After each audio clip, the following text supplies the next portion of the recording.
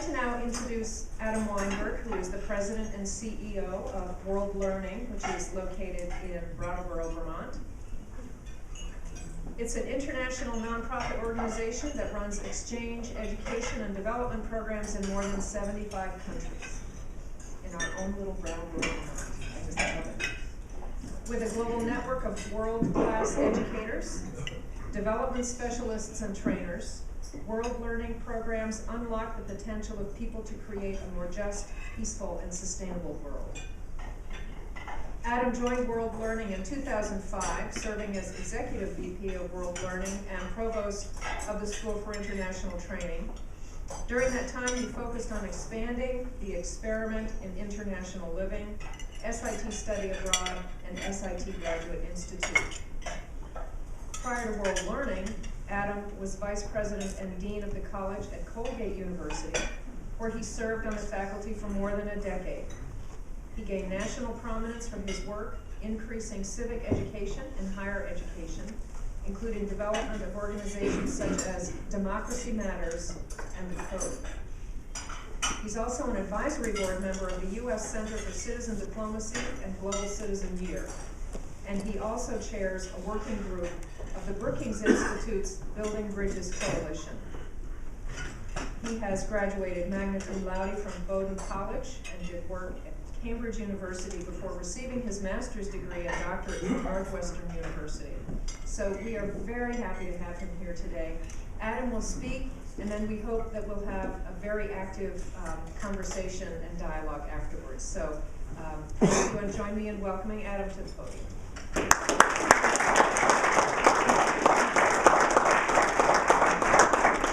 Thank you. It was worth the drive up just to get that introduction. And it was beautiful, I have to say. I'm going to take my phone out because I have about 3 hours of things I want to say. I was trained as a faculty member, so I tend to speak in 50 or an hour and 20-minute segments. But I've been told to please keep my remarks to 20 or 25 minutes, so I will try to do that. I'm not going to talk about World Learning, but everything I'm going to say in the next 20 to 25 minutes really comes from this wonderful perch that I've had the last 6 years, sitting on top of an organization that works with young people from about 140 countries each year and has an on-the-ground presence in every region of the world. Everything we do is really about advancing the kinds of leadership we need globally to create a more prosperous world. So I'm not going to talk about World Learning, but to the extent that you like what I have to say, it's about the work we do. To the extent that you find something I'm about to say insulting or off the mark, that's me personally and not sure to be attributed to World Learning at all. Let me just start off with a simple observation, not particularly profound, but I think kind of worth saying at the very beginning. Clearly, we have a global crisis of leadership. All of us, everybody in this room, we're all struggling in families, in communities, in businesses and organizations that are struggling with a downturn that may have started as an economic problem. I'm not really sure about that, but maybe. But clearly at some point over the last 24 months became a political problem. We've seen that over the last year, whether it's what's going on in the US Congress, whether it's what's going on in Europe. I just spent last week in 3 African countries, what's going on in places like Rwanda, Algeria. We lack leaders, and we lack leadership at every level of society, in all sectors, globally. That's both the good news and the bad news. I want to take about 30 minutes, and I want to start to articulate the kind of hows and whys. And I really want to explore 3 themes. I want to talk about the end goal, leadership for what? What do we mean by leadership? The second is, I want to talk about the barriers. Why is leadership so darn hard to produce and sustain in the current environment? And the third is I want to talk about the opportunities. How do we begin to turn it around? I'm going to argue, try to articulate, that essentially we're not educating people to effectively lead organizations because we have a very poor understanding of what leadership is. And we've managed over the last 20 years or more to effectively build institutions that have evolved in ways that makes them really hard to lead. I know there's a lot of time and energy being spent in Burlington right now to hire a great president. I hope you're successful. It might also behoove somebody to think about is the university capable of being led? And if not, does it really make much of a difference who you hire? Most simply, I'm going to argue that the need for effective leadership has grown, but we're not preparing people to lead while asking them to lead organizations that don't want to be led. And I should suggest that I'm a sociologist by training, so I'm actually more interested in the questions than I am in the answers. and we tend to say in oral learning that if our programs are successful, our students actually come back realizing that they know even less than they thought they knew. But for a whole lot of money, we've helped them learn to ask better questions. But more seriously, if you get the questions right, then at least we have a fighting answer at getting the answer. If we have the questions right, we have a fighting answer at getting the answers that we need. Having said all that, that's not a particularly rosy way to start a speech. I'm an optimist, and I see a bright future, both for Vermont, for oral learning. I just came back from Rwanda, a country that was ripped apart from its very seams less than 20 years ago. And right now, in some ways, is a real success story of a country that is starting to put itself back together again. I want to frame my remarks not only around the notion of leadership, but how leadership connects to notions of prosperity. And I didn't know Bruce was going to be here today. So I was going to say some nice things about him without him in the room. Now that he's in the room, I'll go ahead and say that anyways. But I'm happy to talk about it in the question and answer period. I don't want to talk about it in the talk, but by using notions of prosperity, which for me really mean, how do we create leaders who can lead organizations that lead to a state of flourishing, a state of thriving? How do we create communities that encompass not just wealth, but also happiness and health? Is in some ways a very subtle critique of both Republicans and Democrats. Republicans for being too focused on growth, and Democrats for being too focused on equity. And I'd love to kind of frame that discussion differently at some point. But I believe, and I want to kind of frame our remarks around this, the interesting thing about 2012 is we have the technology to solve every single one of the large global challenges we face. Take global warming as an example. We don't lack the technology to solve the problems we face with global warming. What we do face is a tremendous human organization problem of getting ourselves organized to use the technology that we already have to ensure that we can make the kinds of decisions we need to make sure that 30 or 40 or 50 years from now we have an environment that can sustain the kinds of communities that we want. So that's kind of how I want to frame our remarks. So we start with the first part, the changing nature of leadership. And what do we mean by leadership, and why do we often get the question from the very beginning so wrong? Fundamentally, we tend to define leadership as a solo activity of heroic individuals. The kind of John Waynes, the Lee Iacocos of the world, the Steve Jobs. I want to argue that that's a really silly, simplistic, and not very helpful notion of leadership. That in fact, leadership is a verb. It's something we do. It's not a noun. It's not something we are. That leadership at its core in the year 2012 is really about the ability of people to align diverse and divergent groups of people to work together to identify and solve common problems. And that sounds like a sentence written by an academic, and it was. So let me kind of pick it apart and take what I really mean by that. First and foremost, leadership is a group activity. Leadership is fundamentally about the ability of people to get others who may not know each other, and most often if they know each other, don't like each other, to learn to work effectively with each other. I run an organization that hires people from 90 different countries, that hires people who are millennials and baby boomers. Our challenge most every day is how to get our staff to effectively work together. And what I need throughout World Learning are people who know how to get Ethiopians and Americans, and people who are 23 and just graduated from UVM and think they should run the company, with baby boomers who have a little bit more humility, but not so much most days, and think technology should all be thrown out the door, to all learn to work effectively. So leadership at its core is a communal activity. It's about how do you align the wet cats to all start to walk in the same direction. The second part is leadership is about fundamentally learning to identify and solve problems. It's about creativity, it's about entrepreneurship, it's about forward-looking optimism, it's about hope, it's about realism, it's about what another Vermonter, one we don't talk enough about and one we should be claiming in every speech we give about Vermont, John Dewey, talked about his good old-fashioned pragmatism, the greatest gift this country ever gave to the world in terms of philosophy. Leadership is also, in this day and age, about the global and the local. It's about how do you take the 25% of Vermont businesses that are working globally, even though they're located here, and how do we begin to solve problems that may be global, but how do we do it at the local level?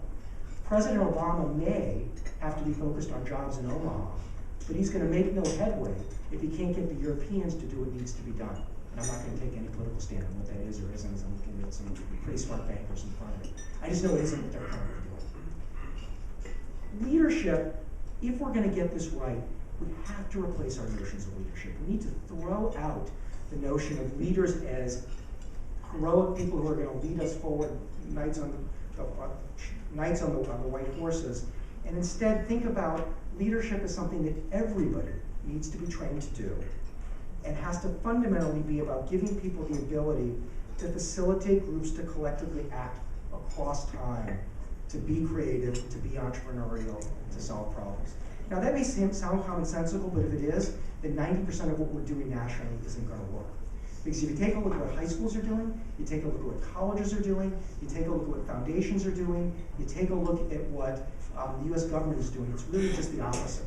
We continue to think that if we find the right 10 people and we pluck them out of their environments and we send them to a 3-week course and train them on how to be leaders, that they can go back and do strategic planning and solve all their problems. What I'm going to argue in a few minutes is that we need to start looking at basic questions. We need to start with really simple things like how we structure little league activities. I was saying at the lunch, I was talking to a friend who's a professional ice hockey coach, and he said that the reason he drafts Canadians over Americans is really simple. The Canadians grew up playing pond hockey, and when you have 22 prima donnas in a locker room, all of them think they're the best player. The biggest challenge is how you get them from how you get them from not killing each other and get them to learn to work together. And the kids who grew up playing pond hockey have that ability to lead because they learned early in life that if the kids fight, somebody's going to take the puck and go home and nobody gets to play anymore. So they have an incredible ability to get people who really don't like each other, who all think they're better than each other, to all learn to get along in the locker room, which means they actually go out and skate and play better at the games. So I want to change the question. Second part to this. Why is leadership so difficult, given the nature of modern institutions? And I really meant what I said earlier. I watch a lot of organizations spend tremendous amounts of time and energy hiring CEOs, hiring presidents, without ever asking the question whether or not their institutions are even capable of being led. I don't know whether or not the suggestion that President Obama made last week to merge 6 federal agencies into one is a good thing or a bad thing. What I do find is interesting is we all know we have a deficit problem. We all know it'd be great to shrink costs. And when the President of the United States makes a suggestion and it's dead on arrival, it certainly raises the question, is anybody capable of leading this country, given how fractured our government is, and given fundamentally that it was set up with short gridlock. It was set up 200 years ago when people were trying to set up a form of government that wouldn't swing with the winds of history. And we now live in a period where time is sped up. We have to be able to respond extraordinarily quickly, and we have a political system that fundamentally keeps anybody from being able to set strategy and move any federal agency forward in any particular way in a quick period of time. When I talk to presidents and CEOs, and it doesn't make a difference, one of the things I love about my job is I get to spend a lot of time with college presidents, I get to spend a lot of time with NGO presidents, and because I get to work in the wonderful state of Vermont, I spend a lot of time with private sector presidents. They're all talking about the same thing. And they're what I'm going to call the 4 C's. The first is the C of complexity. Many of us are running organizations that are just larger and more complicated than they were 20 years ago. My staff constantly says to me, you should run more learning the way Charlie McCormick ran it in the 80s. And when I say, how did Charlie run it? They said, Charlie would just go around and talk to everybody and get them to agree with what we were going to do. Well, you know what? I love Charlie. Charlie's a great guy. Brought him back on my board. If anybody know Charlie, tell me he's a bigger annual fund donor. But other than that, I love Charlie. But you know what? When Charlie ran World Learning, everybody who worked for us worked on our campus in Brattleboro. So Charlie could walk around the campus and talk to everybody. Over the last 20 years, World Learning has now become, I have on-the-ground physical staff in 70 countries. To walk around and talk to everybody would require a lot of swimming across multiple oceans, a lot of airplanes, It would require me to speak a lot of languages I don't speak. So even communication in my organization is difficult because people speak over 100 languages.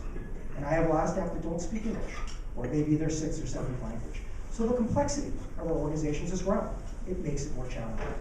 The second C is the C of communication.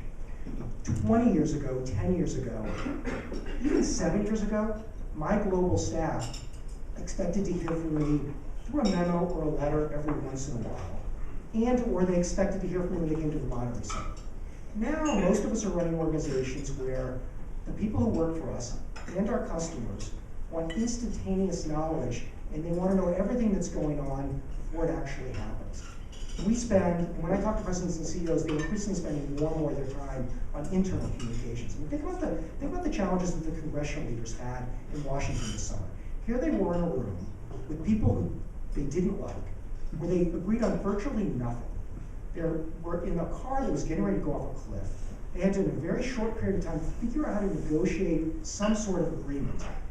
And before they even left the room, what they had agreed to do had been tweeted and was already on talk radio with political consultants trying to mobilize, through expensive PACs, constituencies to put pressure on the congressional reps to make sure that it would be dead in the caucuses by that afternoon. The challenges of communications are massive. They're huge. And most of us don't have particularly good strategies for figuring out what to do about it. This third C is just the C of competition. The world has become more competitive for all of us. We're all competing in markets that have become rapid, they become global. We've only begun to witness what's going to happen as the Chinese, the Indonesians, the Brazilians, and other developed and developing countries produce more universities, more private sector firms, more NGOs that are going to come after our market share. And the fourth C is probably the most interesting, which is the C of compliance. How do we run organizations that effectively have to comply with more and more regulatory stuff across multiple jurisdictions? I had one of those wonderful conversations with our general counsel about a week ago that left me wanting to take a pencil and stick it in my eye. Because what the general counsel said to me was, you have two choices.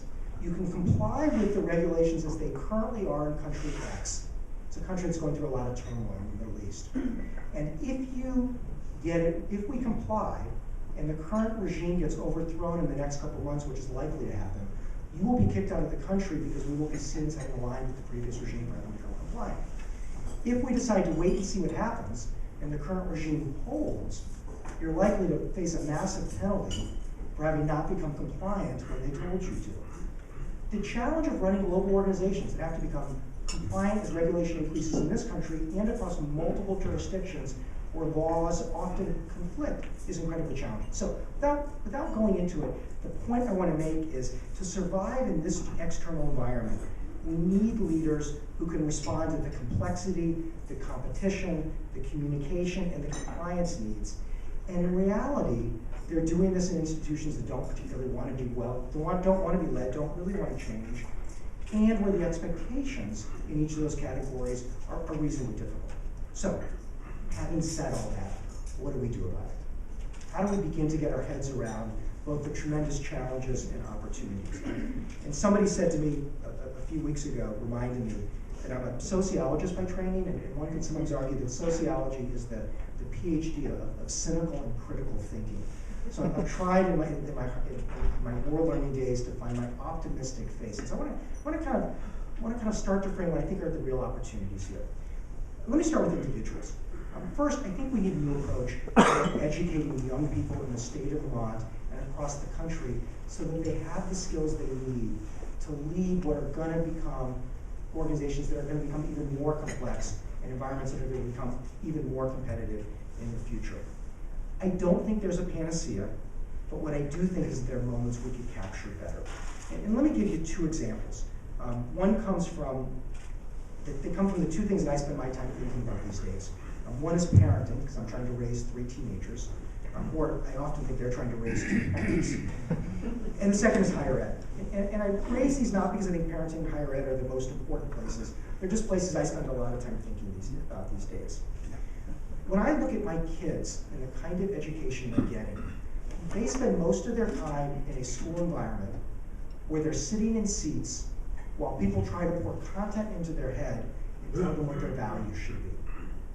There's nothing wrong with that, but I would argue from a leadership perspective, what they actually really need is less content, less values, and more focus on skills. They need to have opportunities to learn to develop the kinds of skills young people are going to need if they're going to work in diverse environments, in complex organizations, trying to lead organizations in competitive global markets. If I had my way with Vermont schools, I would do a couple things. You do this nationally, and once you implemented it, it wouldn't drive up the cost of education at all. It might actually bring it down just a little bit. One, I'd get rid of all the seats and make education as active, as experiential as it could possibly be. And the second is, I would focus on the skills. I get my kids are in endless classes on things that I actually believe in. Health, sex ed, diversity, I believe in all that. I just don't believe the classes my kids are taking is shaping their thinking about those issues at all. Take math as an example. Rather than forcing kids to sit in a seat while we try to get them to memorize formulas, what would happen if, and for boys in particular, as we know more about the neurosciences, most of the boys in the room are just trying to stay awake and keep from being fidgety and somebody else at them. What if instead we ask the kids to go home and watch the math lectures on Khan Academy or any one of the other online things out there, and then they came in the classroom and they spent time learning to work in groups to solve real world problems using math? And what if the teachers got even smarter and we got them, because they know the kids, to put the kids in groups who actually don't get along with each other? When I was at Colgate as dean of the college, one of the things we noticed was that 80% of our first year students were asking to change roommates. Why? Because 90% of all kids coming to college have never shared a room with another human being. They're growing up in small families, they don't know with anybody else. And what we were doing is paying staff, paying them to go to kids' rooms, break kids, good SETs got into Colgate, to help them pack up their belongings, to move to a different room, because we want everybody to be happy. Checked into Hotel Colgate. One of the things I learned about being the dean, different from being a faculty member, is actually the ability to make some decisions. So we created an edict overnight. Nobody shall change roommates ever again. But what we will do is we'll teach you to learn how to effectively live with somebody you don't like. And what we told the kids, it's a great skill for staying married. It's even a better skill for learning to get along and work with people you don't like to solve problems. We then, in a couple of our residential halls, got rid of all the rules. Got rid of them all the alcohol rules, all the bullying rules, all the sexual harassment, all of them. And instead, we put them through an exercise to identify what a prosperous community would look like. Got to live here this year. What do it mean to be in a healthy, vibrant place? And then we brought in skilled coaches to give them the skills to learn to rebuild rules and to learn to get along.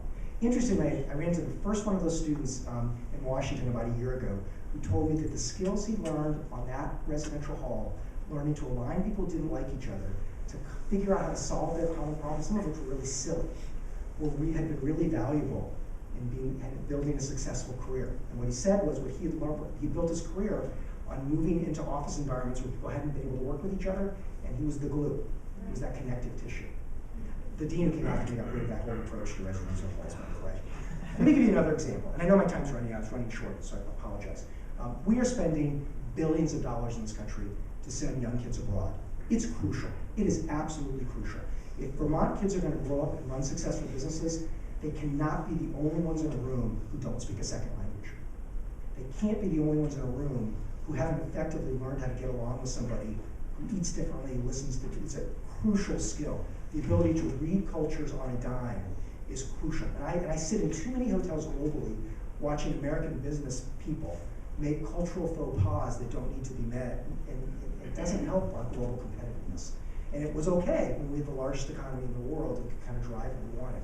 But that day's disappearing quickly. We face the same thing. While we're spending billions of dollars to send young people abroad, that's great. I'm not sure the money's particularly well spent. The most traveled destination for US college students, the most traveled destination for US college students is London. It's a great city, everybody should go, the theater's wonderful. But if we're gonna send people abroad, they need to be in Delhi. They need to be in Rio. They need to be in Bahrain, they need to be in Cairo. 50% of US college students studying abroad, numbers getting better, are still studying in Western Europe, if you include Australia, New Zealand as Western Europe, which I will. I know it's not geographically correct. And too often, even when we're sending students to the developing world, they're in the capitals with other Americans. If we're going to send young people abroad, we need to send them to places where it's deep cultural immersion, where they're living with families who don't speak English, where they're in over their heads, where they're learning to get along. We need to give them opportunities to acquire these skills. Skills are taught not through content, not through values. Skills are taught by giving the opportunity to practice them. And we need to put kids in situations where they can learn to do that, by getting them abroad in the right ways, by getting rid of so much structured activity for kids, and put them in situations by through all the different ways that we could be doing things differently. I'm happy to talk more about that. Second, how do we fix the institutions? I really do worry a lot about that. We focus a lot about how we train people to be leaders, because that's the easier part. And I'm from the South, so excuse a silly Southern joke, but there's the old story about the police officers who drive up to a big empty parking lot, and I see a guy underneath a lamppost. They go up and they say to him, "What are you doing?" And he says, "Well, I lost my keys." So the officers get out and they're helping the guy look for his keys on the ground, and they can't find them. After about 20 minutes, one of the officers says to the man, "Where'd you drop your keys?" And he said, "Well, out there in that dark lot." And they said, "Well, why are we looking underneath the lamppost?" And the guy says, "Because the light's brighter here." And there's a little bit of this here. We're spending a lot of money with foundations and everything. It's a joke, but here's not the joking part. High schools, colleges, foundations, the U.S. government is spending a lot of money on leadership development. I'm not the first one to realize we're in a crisis of leadership. Good leaders will emerge regardless of what we do. We could do a better job. We gotta fix the institutions. We gotta create institutions that are capable of being led. We need bold, pragmatic approaches to radically transforming institutions. And I purposely picked words that exist in contradiction with each other. Bold, pragmatic approaches to radical transformation. What I mean by that is the solutions are not particularly radical. Most people know what they are. They're actually fairly obvious. But to actually do something about them seems pretty radical these days. We're stuck in our old ways, unable to change because we have filibuster cultures. I mean, I hope the new president of UVM comes in and is wildly successful. From day one, their mandate's going to be to move UVM in a bold direction that's great for the state. I totally agree with that.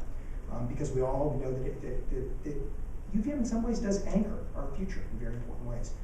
But from day one, they're going to have to do that by working with a very diverse group of faculty and faculty governance system that's very complicated, by working with the state legislature that has a very different, complicated structure, not necessarily aligned with the one the faculty have, pleasing a board that probably has its own dynamics, and alumni and trustees, and we haven't begun to get to talking about market issues.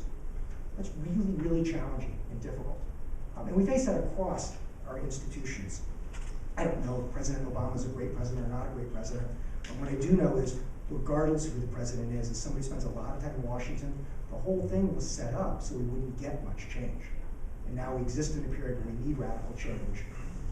That requires taking a look at some of the fundamental institutions we have, and are they set up in the right kinds of ways? Let me just, well, actually let me not say that.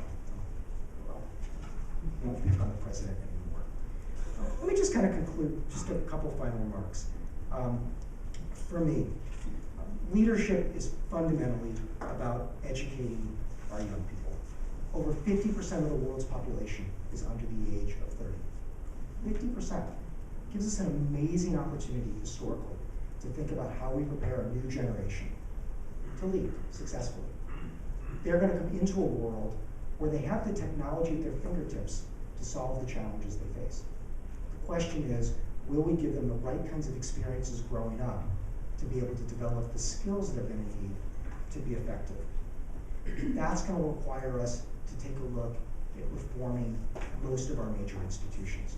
It does require, I made fun of parents like myself earlier, but it really does require asking some really basic, simple questions about how we raise young people, the opportunities we don't give them. And I said it earlier just because it's a silly example, but I look at my own kids and think about how different they would be if they spent less time in organized activities trying to memorize the things people are trying to tell them to memorize. So they go from memorizing content in school so they can do well in the standardized tests so that we continue to get our school funding, to after-school activities where they're memorizing the things that the violin teachers are telling them, to memorizing. if they had more opportunities to be out in a lot, learning to get along with people in more unstructured activities. I take a look at how schools are organized, the amount of passive education versus the more active form of education. And I take a look at the kind of global opportunities we work hard to give young people and ask, are they really the right ones? I think the answer to a lot of our questions around young people are not about some great new government program, some not new great panacea that's going to fall from the sky, but it does require us to step back and ask some basic questions and then to capture the educational moments as it exists across the life force of a young person. We spend a lot of time doing this in We're Learning, a lot of time asking very basic questions about every single part of our program. We purposely put our students in home states around the world where nobody speaks English. We purposely put them in groups often with kids we think they may not get along with, so they can learn to get along. And we purposely target countries where we think young Americans are going to have to learn to build cross-cultural competencies. I think the second part of this is we have to be willing to fix some of our major institutions so that they're capable of embracing change. And quite frankly, I don't think we know a whole lot about this. And here's where I blame the academic community, myself included. We spent a lot of time the last 20 years trying to think about how we educate individuals. We don't have a very good understanding of complex institutions and how they function and how they need to function if they're capable of being led. I'll just kind of close with just a kind of small anecdote. I said earlier I was in Rwanda last week. It's really remarkable what's going on there. 15 years ago, country ripped apart. 1 out of every 9 people was killed over a 100-day period. Meant 10,000 people a day were being killed. There was no functioning institutions when it was all said and done. It's a country that is, in many people's eyes, a success story in Africa. I'm not quite so sure. But it's a really interesting place to take a look at notions of leadership. And what you realize is the tremendous opportunity they had because everything had been kind of ripped apart. And the ways in which they're trying to rebuild schools in a more experiential way. The way that they built institutions so that they're dynamic and flexible and creative and able to be responsive to changing political and economic markets really quickly. It's a really interesting case study. And coming back from Rwanda, I felt like I knew a whole lot less about this topic than I knew before I went. So I'll end there. I hope that was interesting. My goal was to kind of explore a lot of different topics, and I appreciate you being with us. Thanks.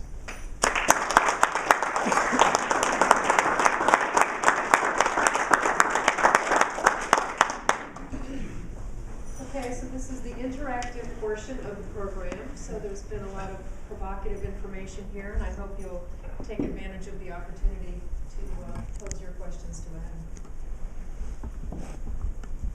Adam. Have you ever read a book by Barbara Kellerman, Followership? Yeah, absolutely. Is that fascinating? Yes. First of all, I meant to say thank you. I say here to everything you said. I think one of the other crises of leadership is leaders that don't deeply understand who they're leading. And that begins with deeply understanding themselves. And they might say, oh, I'm this kind of person, I'm type A personality, or whatever. But I don't think they go much deeper than that, and it doesn't enable them to go deeper into the other person and say, what's their heart and soul, and how is it different than me, and how do we meet in the middle? So that introspection. Yeah, when I was in Rwanda last week, one of the heads of the Reconciliation Commission being trained on one of our programs. Really interesting. And I asked, was it worthwhile? He said it was hugely worthwhile. And when I asked why, he said what he really gained in his world learning experience was a unique combination of humility and confidence. And then he talked about how that was that combination of both confidence that he could solve a complex problem, but the humility, the ability to listen and learn and align, had allowed them to not only bring people together who typically don't work together, but to be really creative in their approaches. And I don't think we teach listening particularly well. Do a lot of leadership development. If you really think about the programs, it's just the opposite. It's a 4-week course in hubris. Could you talk louder, please? Oh, yes. Sorry. Yeah. Thanks, Adam, for a very interesting and provocative talk. I was just interested in if you had a general profile of the students who apply for the World Learning experience. Maybe a little bit about their background or you know, we say that in some of the universities that are more difficult to get in, and there's a kind of a profile of students who apply, that it's self-selecting or whatever. Is this a self-selecting group of students who apply? It depends. So we run two kinds of programs. We run about half of our programs are for young Americans at the high school, college, and graduate level. And they're probably self-select. I'm looking at some people send students on our programs, and I often hear that people know when somebody walks in an office whether they're an SAT student or not. So yes, they're a self-selected group.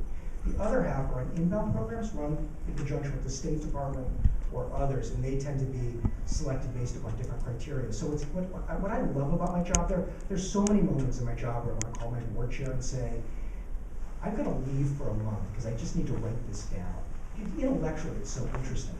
Because people get our programs all kinds of different ways. Writ large across world learning, the answer is really no. People come to our programs in all kinds of different ways. There's no one kind of world learning person. So it's being able to see the kind of commonalities across our programs that I find really interesting and remarkable. I mean, one of the things that I find really interesting when I look at our programs, and especially when I look at the kids who come in our programs who are under the age of kind of 25, 26, 27, is how few opportunities they've been given in their lives to actually practice what I would call leading and following. So do you have an interview portion of the, I mean, there aren't any key questions that you ask them to No, it's another, not to do a critique of leadership programs, but it's one of the other things I really hate about leadership programs in general, is they tend to have really strict criteria. We're going to cherry pick the 12 kids out. And there's so many problems with that approach, right? One is that I don't think solving the world's problems is about finding the right 12 people. I think it's more complicated than that. But the second part is, even if we could do that, and to spend a lot of money on our programs, can take the 12 young people who are going to be successful, allow them to be successful and claim success, doesn't add a whole lot of value. So, anyways, we have a different approach. How do you measure success? Are there benchmarks? How do you think about a subject that's so sort of open-ended, and you spend all your time thinking about it? Are there ways of determining that progress is being made or not being made? Yeah, that's a really good question. So I would argue at a program level we do a good job. At an organizational level, I think we do a lousy job, quite frankly. So at a program level we do a good job because it's really simple, right? We do a lot of different kinds of work. And each of our programs have very defined outcomes, the things we want people to learn.